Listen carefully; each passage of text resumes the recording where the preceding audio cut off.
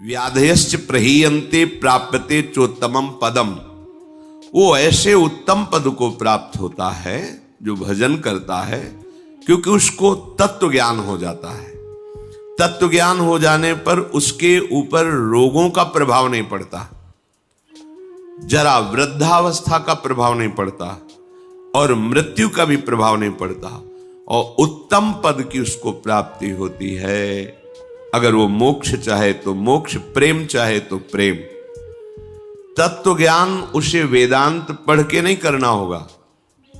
कई बार कहा है कि नाम में इतनी सामर्थ्य है कि आप नाम को पकड़ के निरंतर चिंतन में लाइए तो तत्व ज्ञान हो जाएगा। अपने स्वरूप का बोध, संपूर्ण संसार में क्या व्याप्त है, कौन सा व्यक्त तत्व है, वो आपको बोध हो जाएगा भजन बल से। जैसे बीजानि हिरण्य दग्धानि नरोहंति पुनर्यथा ज्ञान दग्धैस् तथा क्लेशैर नात्मा संयुज्यते पुनः। जैसे आग में पकाया हुआ दाना पुनः अंकुरित होने के योग्य नहीं रह जाता। गेहूं, चना, कोई भी हो, भुन जाए, भुनने के बाद उसे आप खेत में डाल दीजिए, चाहे जितना खाद पानी लगाइए, अंकुरण नहीं होगा। ऐसे ही जिसको तत्व ज्ञान हो जाता है या भगवत प्रेम प्राप्त हो जाता है, तो उसके हृदय में कभी कोई वासना नहीं जगती। वो दिखाई देता है वैसे ही दाना, पर अंतर हो गया। एक में अंकुरण होगा और उसमें अंकुरण नहीं होगा। ऐसे ही भगवत प्राप्त तत्वज्ञानी महापुरुष के हृदय में कभी भी मनाखष्टानेन्द्रियाणि प्रकृति स्थानि कर्षति, ये जो प्रवाह है ये जागृत नहीं हो सकता। जैसे भुने हुए दाने में अंकुरण नहीं होता। उसके हृदय की अविद्या नष्ट हो जाती है। बिल्कुल हृदय में कोई चिंतन का क्लेश नहीं, आत्मानंद से परिपूर्ण हृदय हो जाता है। आत्मानं विन्दते येन सर्वभूत गुहाशयम। सबके हृदय में वही एक आत्म तत्व जो यहां है, वो सबके हृदय में ऐसा अनुभव हो जाता है। एको ब्रह्म द्वितीयो नास्ति, दूसरा कोई नहीं, दूसरो न कोई। अब कितना परमानंद होगा जहां अन्य चिंतन नहीं है। ये जो सुख की स्फुरणा होती है, ये उसी आनंद सिंधु के एक बिंदु के सीकर से है। और आनंद समुद्र में अवगाहन करने लगे तो कितना सुख होगा, कल्पना भी कोई विषयी पुरुष नहीं कर सकता। यदि भजन किया जाए, हृदय पवित्र हो जाए, तो श्लोकेन या वार्धनेन क्षीणम तस्य प्रयोजनम। आधे श्लोक में तत्व ज्ञान प्राप्त हो जाए। मार्कंडेय जी कह रहे हैं, सब भूतों के हृदय में विराजमान जो भगवत तत्व है, वही मेरे हृदय में भी विराजमान है। इसका ज्ञान आधे श्लोक में हो जाए यदि हृदय पवित्र हो। पवित्र हृदय भगवत भाव, अपवित्र हृदय देह भाव, भोग भाव, जागतिक भाव। उसको संपूर्ण शास्त्रों के अध्ययन करने का कोई प्रयोजन नहीं। यहां क्या लक्ष्य करा रहे हैं? हमें अधिक से अधिक समय भजन में देना है। खूब नाम जब चल रहा है अंदर से, बस यही कमी होती है। हम बाहर की क्रियाएं तो सांगोपांग कर सकते हैं, पर निरंतर तैल धारावत भगवत चिंतन बड़ी बाधा पहुंचाती माया। भजन के जो बड़े सूरवीर हैं, उनको भी परास्त करने के लिए ऐसे ऐसे जाल रचती है। क्या परास्त? उनका भगवत चिंतन छूटे और मेरे द्वारा किया हुआ विघ्न उसका चिंतन करे। पर वो भगवान के निज जन होते हैं, एक क्षण में उसके जाल को काट के अपने चिंतन में होते हैं। नहीं तो बह जाता है मनुष्य। अब हमसे भजन नहीं होगा, ऐसी विपत्ति आ गई, ऐसी समस्या आ गई, वो उसी चिंतन में इतना डूबने लगता है कि अब भगवत चिंतन छोड़। यही तो माया जाल रच रही थी तुम्हारा भगवत चिंतन छुड़ाने के लिए। बहुत विचित्र, तुम्हें दिखाई नहीं दे रही। यहाँ एक एक कदम ऐसे दिखाई देता, ये काम, ये क्रोध, ये लोभ, ये मोह, ये मद, जैसे आप व्यक्ति रूप में दिखाई देते, ऐसे अनुभव होता है। ये इसका जाल गिरा, अब ये गिरा, इसको कैसे बचाएं, पूरा विचार करके फिर देखते हैं कि अब तो हाथ से छूट गया, अब गया, अब बचा, देख सकते हो, बचा नहीं सकते। बचा तभी सकते हो जब वो बचना चाहे, और वो जाल ऐसे रचती है कि एक क्षण में इष्ट गुरु धाम सबको तिलांजलि दे के हाथ मिला लिया माया से। और यही ऐसे जाल रचती है कि लगता है परम सुख और परम हितैषी यही है हमारा, धोखा हो गया, अब वो निकल गया। तत्व ज्ञान प्राप्त करने के लिए कोई प्रयास की जरूरत नहीं, भजन करो, भजन करो। भगवान शंकराचार्य जी तत्व ज्ञान प्रदान करने के लिए ही आचार्य रूप में प्रकट हुए। वो कह रहे हैं कि तत्व ज्ञान में सबसे श्रेष्ठ है भक्तिरीव गरीयसी, भक्ति। अगर भगवान की भक्ति की जाए तो बहुत जल्दी तत्व ज्ञान प्राप्त हो जाए। भगवान शंकराचार्य जी भी निरंतर भजन, मैं कौन हूं, संसार का क्या स्वरूप है, भगवान का क्या स्वरूप है, सब आपको बोध हो जाएगा। नौ योगेश्वर इस सिद्ध महापुरुष आकाश मार्ग से चलते रहते हैं, अब भी हैं। ये विरक्त महापुरुष प्रायः जो सच्चे मार्ग के पथिक होते हैं उनके दर्शन पथ पे आते हैं, उपदेश देते हैं। इन्होंने कहा है कि एक एक कवल अन्न पाने से जैसे क्षुधा निवृत्ति तुष्टि पुष्टि होती है, ऐसे ही एक एक क्षण भजन करने से आपके हृदय में अपने स्वरूप का ज्ञान, प्रभु के चरणों में प्रेम और संसार का ज्ञान, पूरा कुछ पढ़ना लिखना नहीं पड़ेगा। आप भजन कर रहे, सत्संग सुन रहे, भजन करते रहिए, अपने आप ज्ञान स्फुरित होता चला जाएगा। पर सबसे कठिन इस संसार में है भजन करना, कोई माने या ना माने, कुछ कठिन नहीं, सबसे कठिन है भजन करना, क्योंकि ये अंदर की बात है। बहुत शांति से भजन में लगे हो, ऐसा माया जाल रच दिया कि अब लगा अरे क्या होगा, अब क्या होगा, छूटा भजन, छूटा, वो रचे ही अब क्या होगा, किसकी सलाह ले, किससे मिले, ऐसे ऐसी विपत्ति, ऐसा संकट, ऐसा जाल कि लगता है अब क्या हो। अब वो राजी हो रही, छूटा भजन, छूटा। और जो चतुर है, राधा राधा राधा राधा राधा, मर जाऊंगा पर छोड़ूंगा नहीं, नष्ट हो जाऊंगा पर नाम नहीं छोड़ूंगा, सब अपमानित करें नाम नहीं छोड़ूंगा। अगर चूक हो गई, अब मैं वो क्या करूं जिससे मेरी प्रशंसा बच जाए, मेरा सम्मान बच जाए, मेरा परिवार बच जाए, मेरे पास पुनः सब सुख सामग्री आ जाए, भजन छूटा। ये बड़ी सूक्ष्म इसकी चाल है। तो आत्मानम विंदते एन सर्वभूत गुहाशयम, सबके हृदय रूपी गुफा में हमारा आराध्य देव शयन कर रहा है। भजन करने वालों को ऐसा अनुभव हो जाता है। द्व्याक्षरादाभि संधाय केचिच्छ लोक पदांकितै, बहुत महिमामयी बात कह रहे हैं। सतैरन्नै सहस्त्रैश्च प्रत्ययो मोक्ष लक्षणम, कोई प्रभु के दो अक्षर का नाम पकड़ ले, राम, कृष्ण, विष्णु, शिव, इसमें जैसा लिखा, राधा, दो अक्षरा, पराविद्या द्व्यक्षरा, और निरंतर उसे रटे, मार्कंडेय जी कह रहे हैं, तो परमात्म तत्व का प्रेम और ज्ञान उसके हृदय में प्रकाशित हो जाएगा। सबसे उत्तम बात है नाम जप। जैसे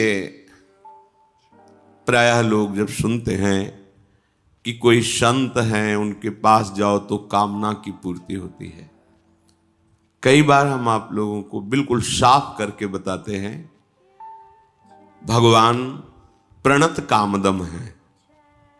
प्रणत कामदम पद्मजार्चितम धरणि मंडलम ध्येयमापदी, जिन चरणों का ध्यान मात्र करने से समस्त कामनाओं की पूर्ति होती है, उन प्रभु के धाम में आ पाए।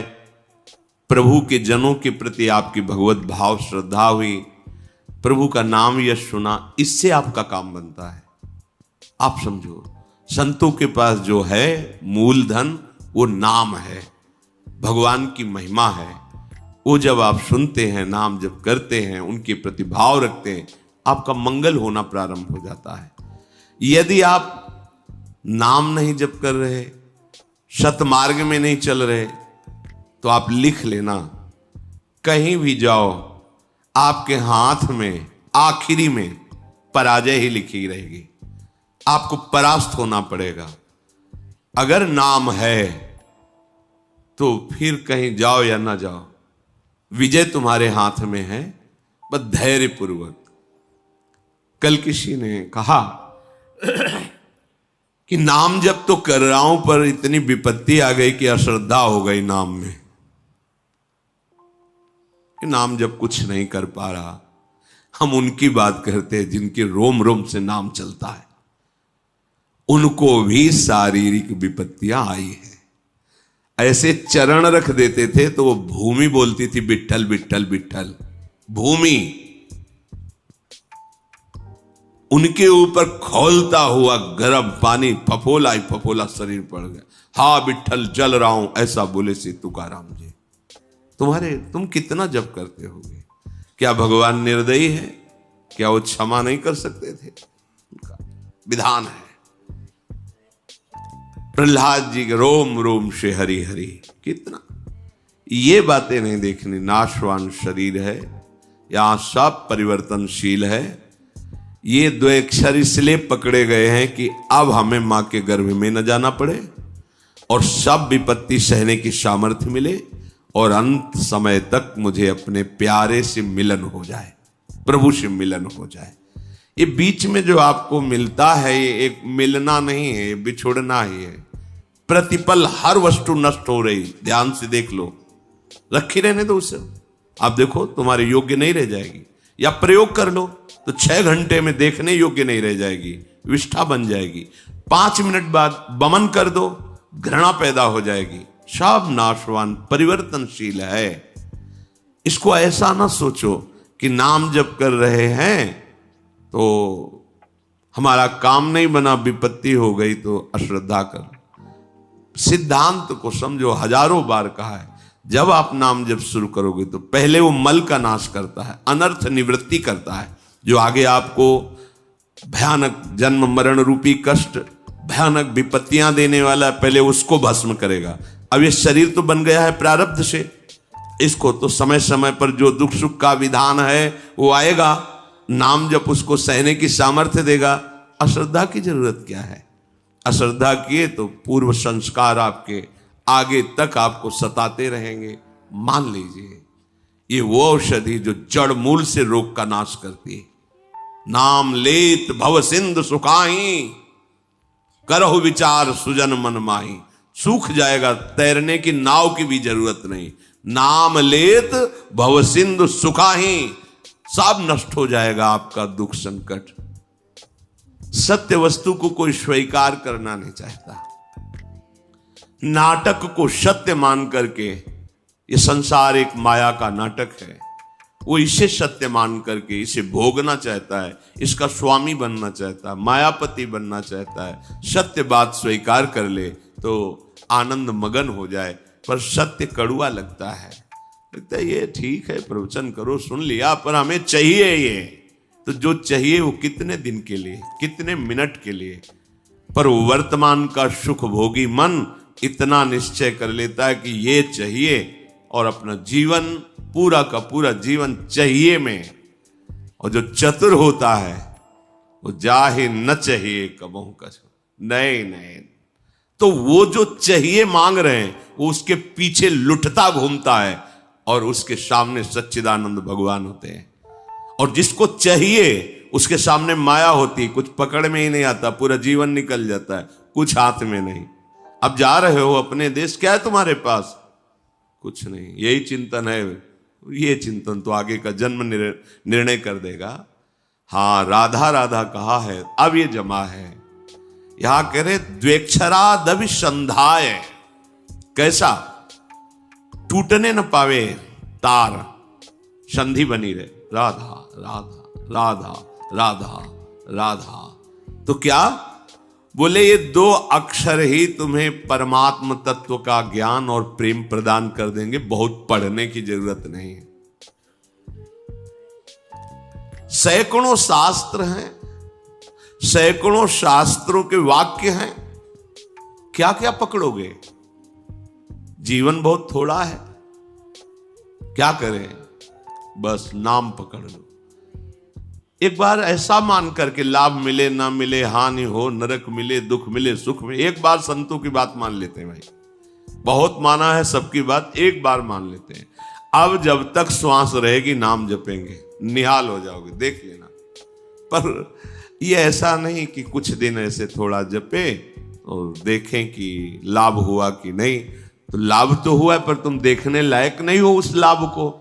तुम्हारे अंदर दिव्य दृष्टि थोड़ी जागृत हो गई कि हमारे पूर्व संस्कार इतने जमा थे, नाम ने भस्म कर दिया। अब वो देखो तो नाच पड़ो, पर वो तो दिखाई नहीं देता। वर्तमान की विपत्ति दिखाई देती है, जो शरीर रचने के समय निर्धारित कर दी गई थी कि इस तिथि को इस समय से ये तुम्हें दंड मिलेगा। अब नाम पहले पीछे का तुम्हारा भस्म कर रहा है। अब अज्ञानी जी वो सोच रहा है हम पीछे थे भी कि नहीं थे, हम तो अभी देख रहे हैं। तुम्हारे देखने से नहीं है, तुम्हारे अनंत जन्मों का हिसाब जमा हुआ। तुम अविनाशी जीव हो, बार बार शरीर पकड़ते हो और छोड़ते हो, उसके बीच में जो कर्म होता है तुम्हें उसको भोगना पड़ता है। ये भागवतिक सिद्धांत तुम्हारे ना कहने से थोड़ी हो जाएगा। तो जो बोध है, मोक्ष है, प्रेम है, ये आपको सहज में प्राप्त हो जाएगा यदि दो अक्षर द्व्यक्षराद अभिसंधाय अपनी जीभ से जोड़ते रहो। राधा राधा राधा राधा। नायम लोकोस्ति न परो न सुखम संशयात्मनः। बहुत ध्यान देकर सुनिए। नायम लोकोस्ति न परो न सुखम संशयात्मनः। ऊचुर ज्ञान विदो वृद्ध्या प्रत्ययो मोक्ष लक्षणम। जिसके मन में इस बात पर विश्वास न हो, संशय भरा रहे, तो वो सुन ले, ना उसे इस लोक में ना परलोक में उसे सुख की प्राप्ति नहीं हो सकती। हित ध्रुव जो विश्वास है तब ही सुधरे बात, ना तरु माया पंथ में फिरे जो टक्कर खात।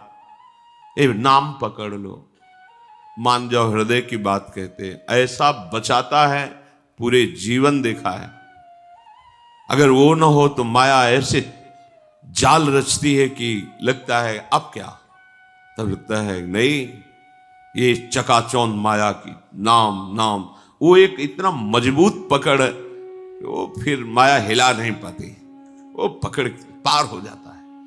ऐसे ऐसे मगरमच्छ हैं इस माया में कि लील जाए पता भी न चले कि वो था भी कि नहीं था। बिल्कुल मान लीजिए, नायम लोकोस्ति न परो न सुखम संशयात्मना। इस लोक में परलोक में कहीं भी सुख नहीं मिलता जो संशयात्मा। और भगवान ने भी कहा संशयात्मा विनश्यति। जो संशयात्मा है उसका नाश हो जाता है। नाश का मतलब पतन हो जाता है। ज्ञान मोक्ष तो बहुत दूरी की बात है, उसे शांति सुख भी प्राप्त नहीं होता। इसलिए जो ज्ञान वृद्ध पुरुष हैं उनके कथन पर ध्यान दे। मार्कंडे जी कह रहे हैं, वयोवृद्ध नहीं कह रहे, जो ज्ञान वृद्ध हैं उनके कथन पर ध्यान दे, उनके वचनों पर ध्यान दे। उनके वचनों से तुम्हें शास्त्रों का वास्तविक प्रयोजन क्या है ये पता चल जाएगा कि हमारे जीवन का प्रयोजन क्या है। हम जिए चले जा रहे हैं, कर्म करते चले जा रहे हैं, भोगते चले जा रहे हैं, मेरा लक्ष्य क्या है, मेरा विश्राम स्थल क्या है। तब आपको समझ में आएगा विश्राम स्थल भगवत प्राप्ति है। इंद्रियाणाम प्रसादेन तदेतत् परिवर्जयेत् तस्मादनशनम दिव्यम निरुद्धेन्द्रिय गोचरम। अतः मेरी बात ध्यान से सुनो, सबको चाहिए कि इंद्रियों को पवित्र कर लो। तो इंद्रियों के पवित्र तीर्थ स्नान से नहीं होंगे। कैसे होंगे? निषिद्ध विषय भोगों का त्याग करने से इंद्रियां और मन पवित्र हो जाता है। जो धर्म कहता है भोग लो, धर्म विरुद्ध यदि भोग भोगा, हर इंद्रिय का भोग है। जैसे खान पान के लिए सात्विक भोजन, अच्छे से 56 भोग बनते हैं अपने, 56 भोग, प्रभु को जब भोग लगते हैं, देखो बिहारी जो राधा 56 भोग बनते, कितने सुंदर सुंदर स्वादिष्ट पदार्थ।